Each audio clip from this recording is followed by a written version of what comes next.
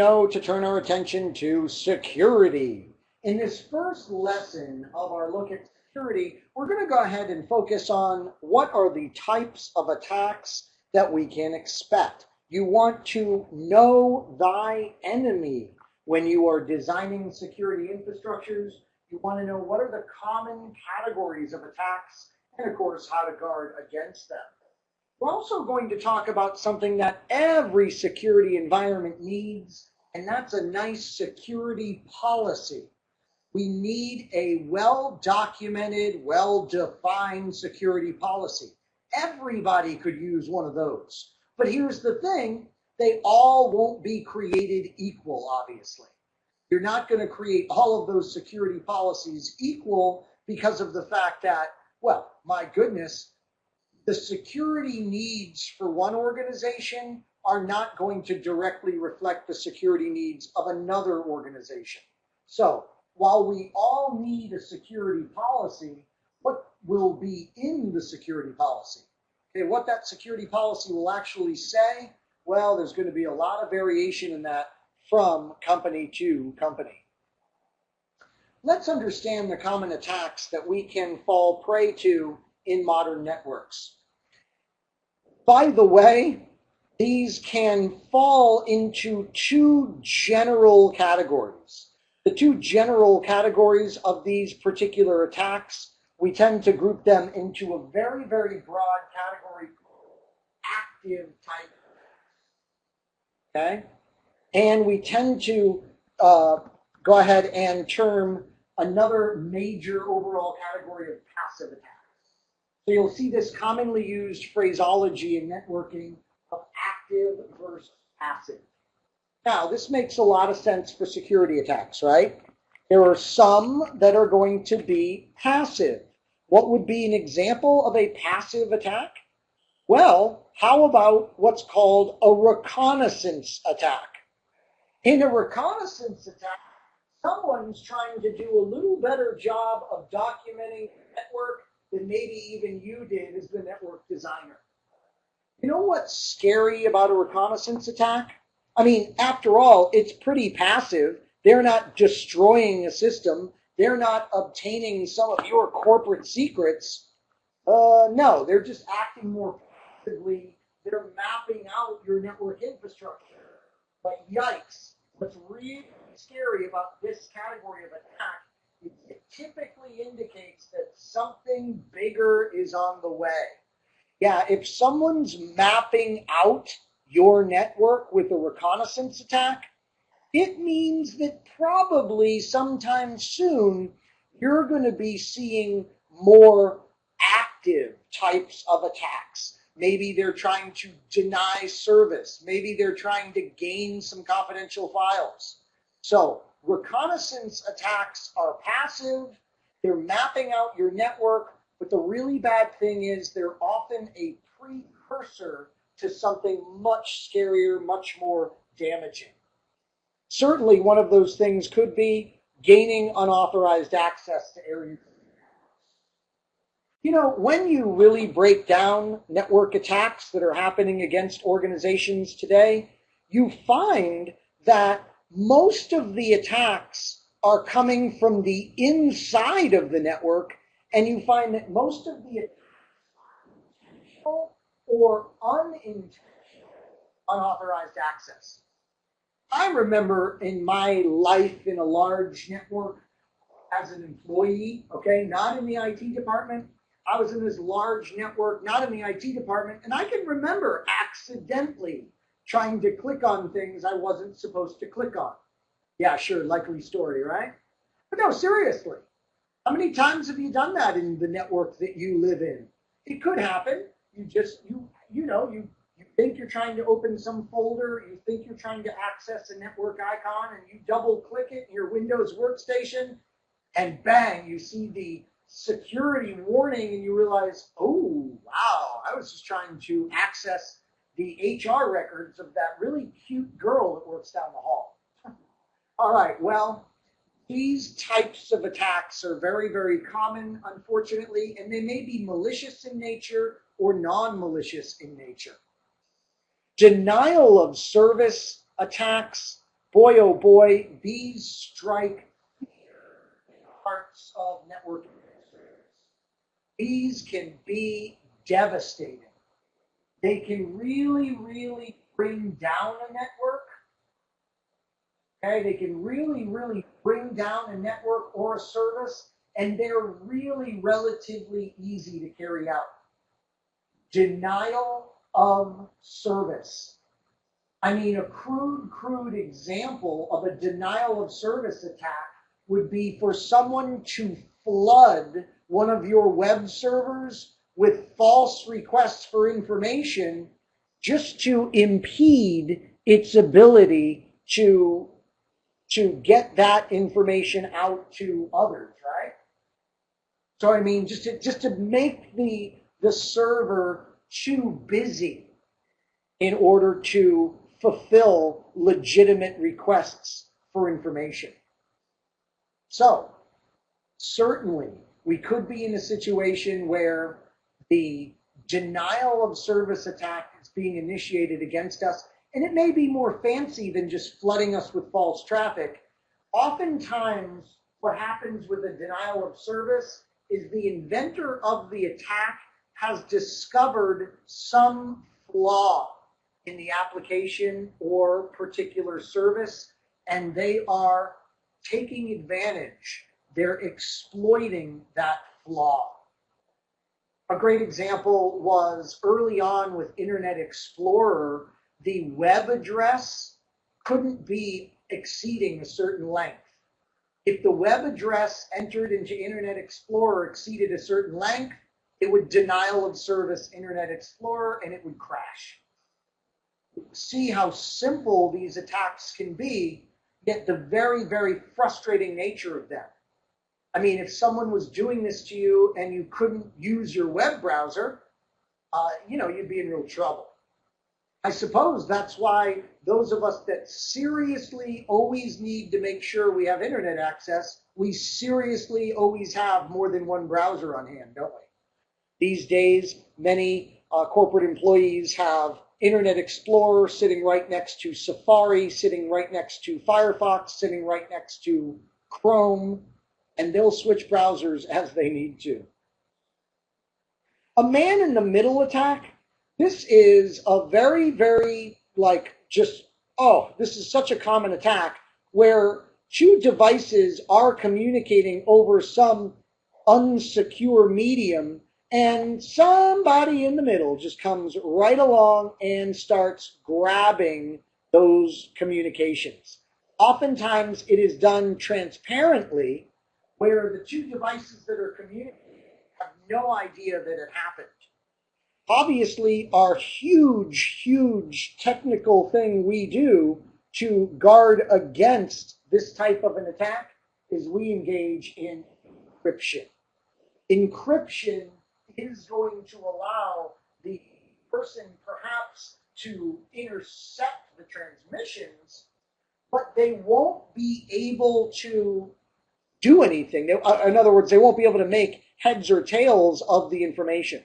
They won't be able to decipher what the information is that they grabbed if it's in an encrypted form. Something else that's nice about this is it can help with the integrity of data. This is another important security term that you should know. The integrity of data. What does integrity of data mean? It means that we can guarantee it hasn't changed since it went across the wire. You see, that's something that someone could do even if you're encrypted, right? Even if you're encrypted, someone could try and mess with your data's integrity. They could say, with their man-in-the-middle attack, they could go, okay, gosh, they're smart. Darn, they're smart. They encrypted their data. Darn, I can't read it. Okay, well, I know what I can do to mess with them. I'll go ahead and put a bunch of fake data in there. So they change what's being transferred between the two machines. Ah, boy. Clever. Well, we can have security mechanisms in place that can ensure the integrity of the data that's moving back and forth between the devices. Now, at the very start of this lesson, I told you that all networks should have a written, defined, well-distributed security policy. I said the contents of the security policy would certainly differ from company to company, but every company should definitely have one. You might be asking, why, Anthony? Why does every company need one? And most importantly, what are the kinds of things that the security policy defines and outlines? Well, here's a nice 5-step process that you can use in creating your company's security policy. And I didn't make this up, nor did Cisco. This comes from some standards bodies that really help us with security. Step 1, we got to figure out what it is we are trying to protect. What resources do we possess in the network that we need to protect? And let me tell you something, it's not all the resources, right? As a matter of fact, some of your network resources you're actually striving to do the opposite with. Yeah, some of your network resources, you're trying to make sure they're always available to everyone, right? So you're not trying to protect the resource. You're trying to, on the opposite scale, make sure everybody can freely access it. In step 2, once we've identified what it is we're trying to protect, we decide, all right, what exactly are we protecting the data from? Okay? Who is it that's going to try and obtain this data? What are they going to try and do to it, and why? So what are we protecting? What are we protecting it from? And then we want to analyze how likely are the particular threats. Okay? How likely is it that we're going to be attacked? You know, I got to tell you a quick funny story. And there's even a movie, a major motion picture that I think portrays some of this. It at least portrays some guys that were making a lot of money when internet pornography first hit the web, hit existence.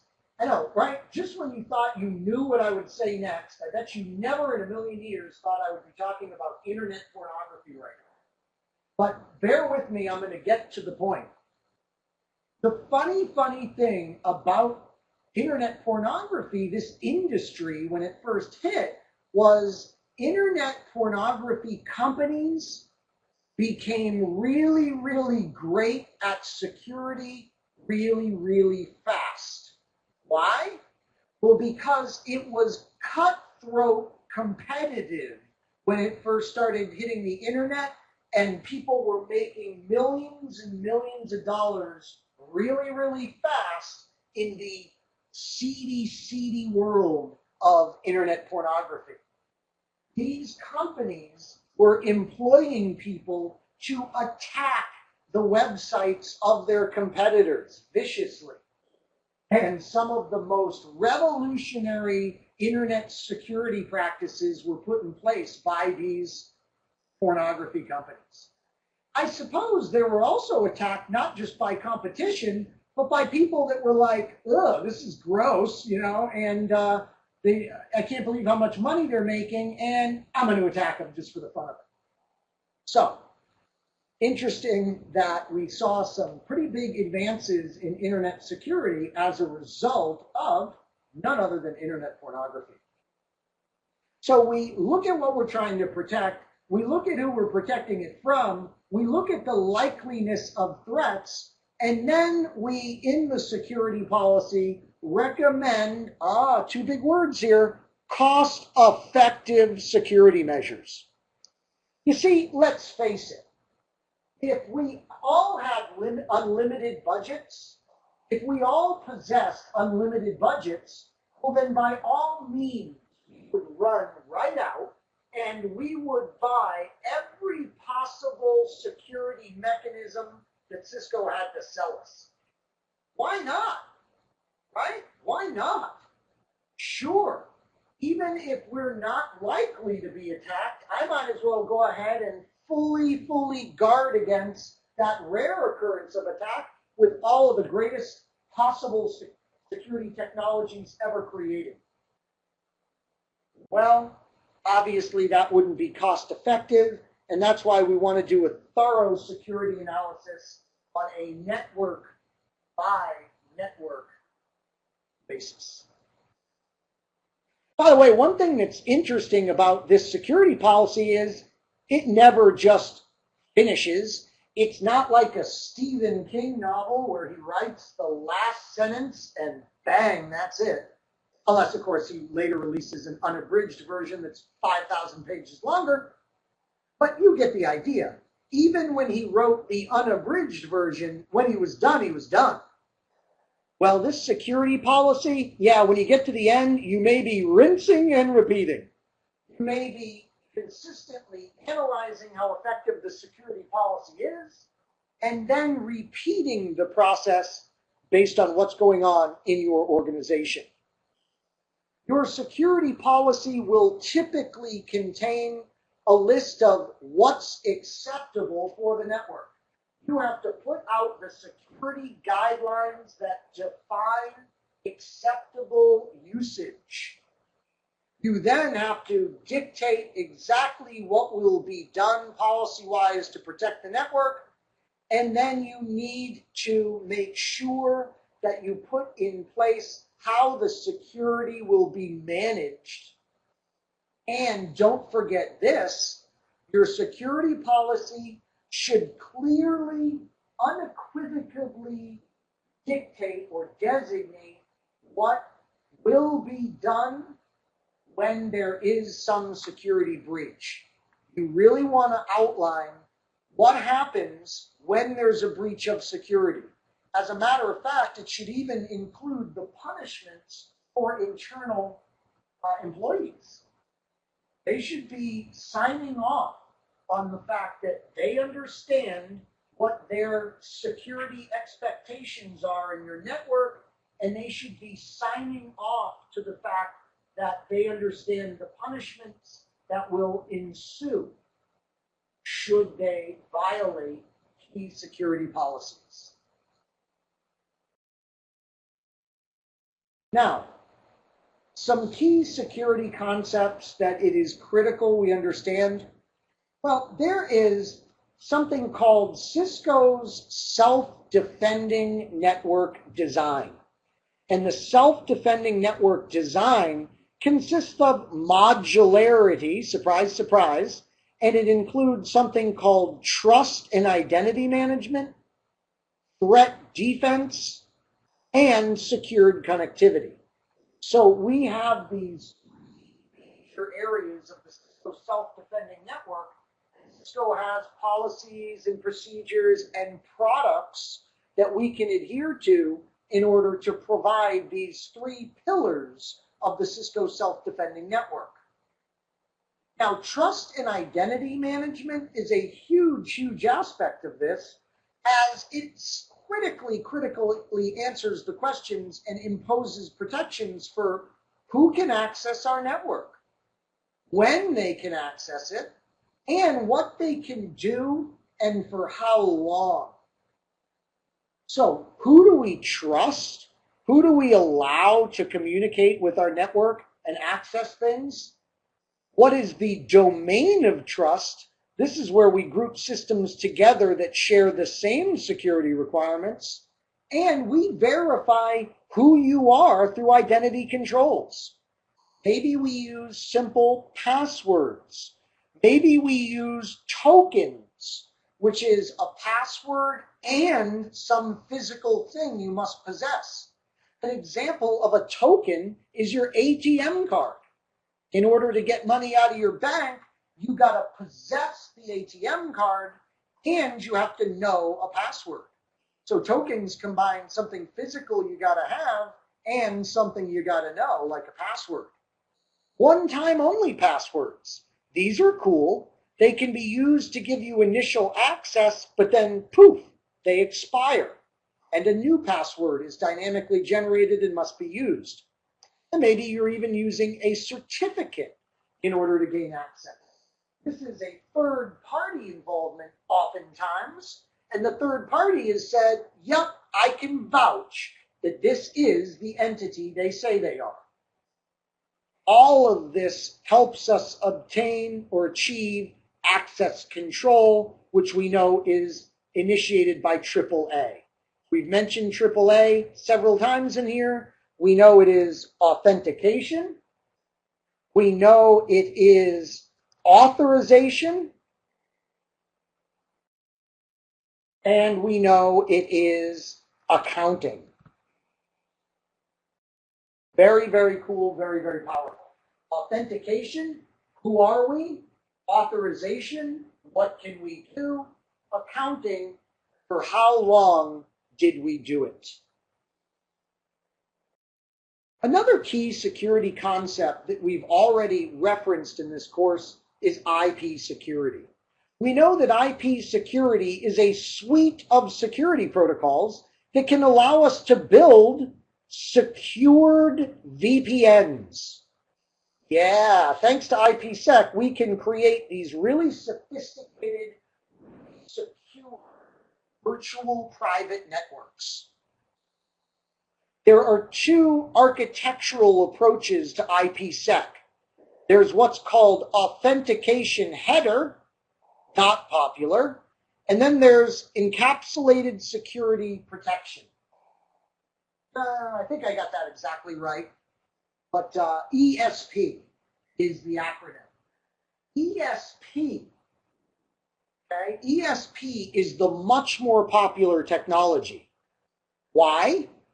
Well, because it can provide for both the identity that we need and the encryption that we need and the protection of the integrity of the data. The reason why the authentication header architectural aspect is not popular is because all it can do is the authentication. It can't encrypt the data. It can't protect the integrity of the data the way the ESP approach can.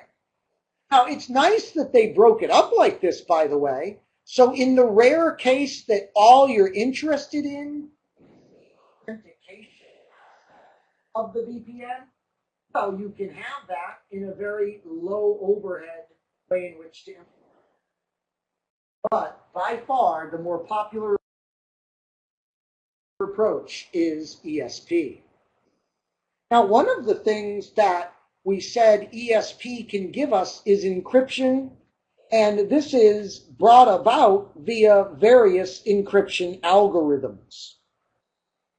They just keep improving the encryption algorithms, and one of the things it's no coincidence you see is the keys, the passwords that are used just get longer and longer.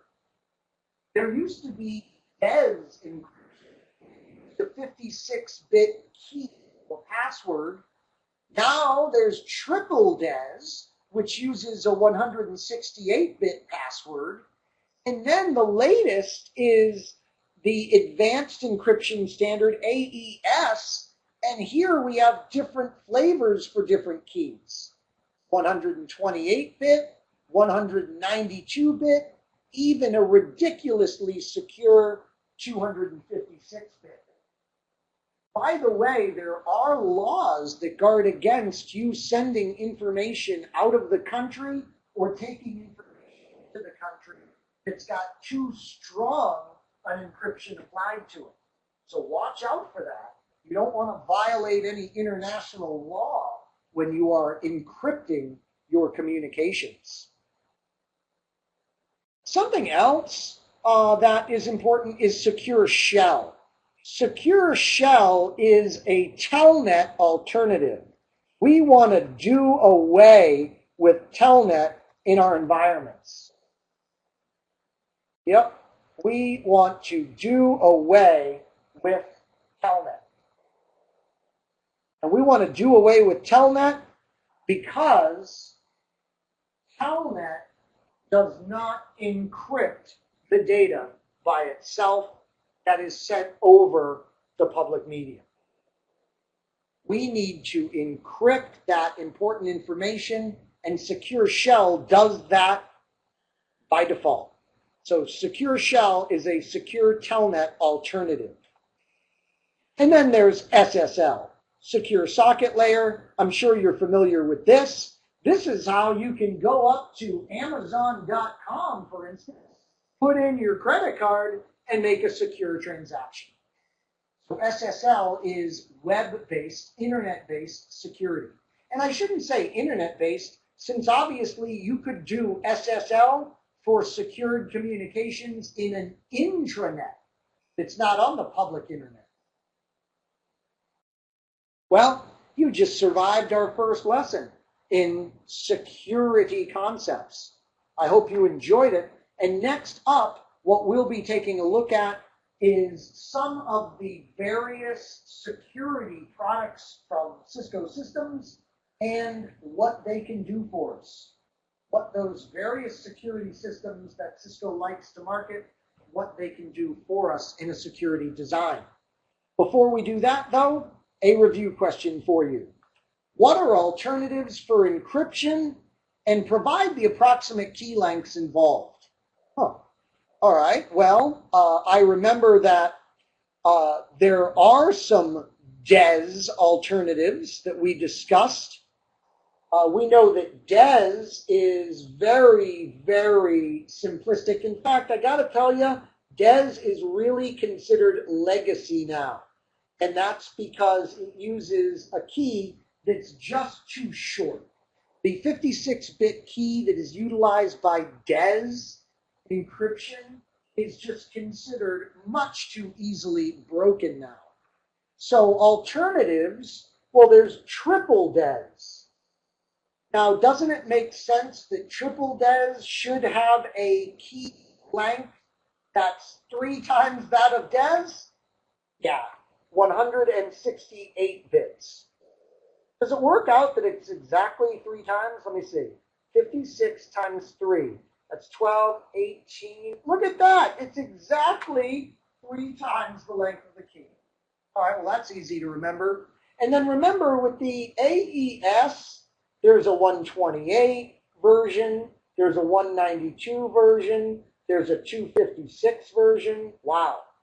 So with the various flavors of the AES encryption, we have, sure enough, various key lengths that can be utilized.